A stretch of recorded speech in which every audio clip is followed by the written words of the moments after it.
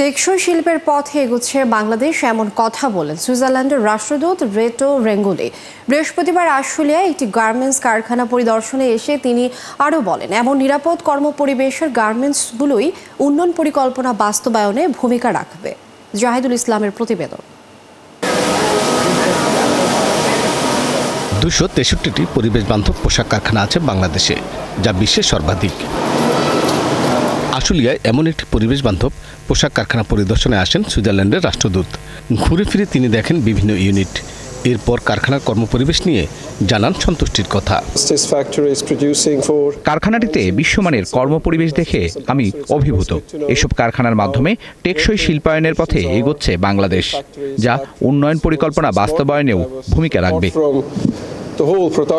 শ্রমিকরাও জানান শুধু পরিবেশ বান্ধবই নয়, গার্মেন্টসটি কর্মী বান্ধবও। Maggi hot and spicy blast, taste of the nation. এখানে আমি 5 বছর ধরে কাজ করি। কাজের পরিবেশ অনেক ভালো। এই জায়গায় সব কিছু আছে, বাগান আছে, আমরা ঘুরি। আমাদের সময় মতো 1 তারিখে বেতন দেয়, কাজ করে আমরা সুবিধা পাই। কোনো সমস্যা হলে ছুটি চাইলে ছুটি পাই। ওই দিক দিয়ে অনেক সুবিধা আমরা পাই।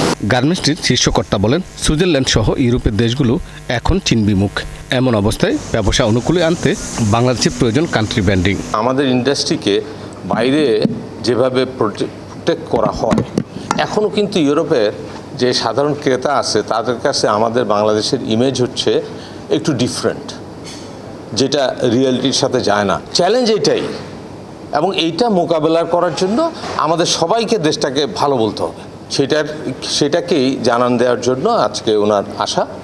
এবং উনি দেখে সত্যিকার অর্থে উনি চিন্তাই করতে পারেন নাই যে আমাদের ফ্যাক্টরিতে এত ভালো কিছু আছে। যুক্তরাজ্য ব্যতীত ইউরোপের দেশগুলোতে পোশাক রপ্তানিতে বাংলাদেশ দ্বিতীয়।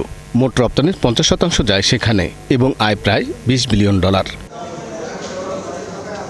বাংলাদেশের পোশাক শিল্পের টেকসই উন্নয়নের ভূয়সী প্রশংসা করলেন সুইজারল্যান্ডের রাষ্ট্রদূত।